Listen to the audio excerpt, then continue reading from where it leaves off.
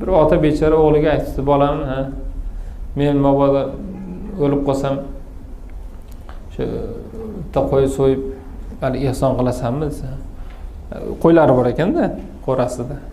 Voy otajon, unaqa demang. Endi so'rayapman-da, bolam, shu men o'lsam, shu bitta qo'y bo'lsa ham so'yib odamlarga ehson qilasanmi? Dadajon, siz agar mabodo o'tib qolsangiz, bitta emas, ikkita qo'y so'yaman dedi. Bolam, shu o'lishim kutmasdan shu tirikligimda so'yib bir maza qilib yeylik dedi.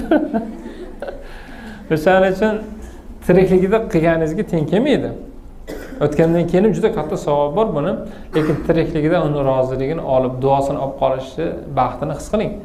Otalarni, onalarni, farzandlarini haqqiga qilgan duosi payg'ambarlarning ummatlarini haqqiga qilgan duosi bilan teng deyishadi. Bu juda katta narsa. Sizni muammolaringiz hayotda qancha bo'ladi uni bilmayman, lekin oxirigacha yechimi bitta bo'ladi. Ota-onangizni duosi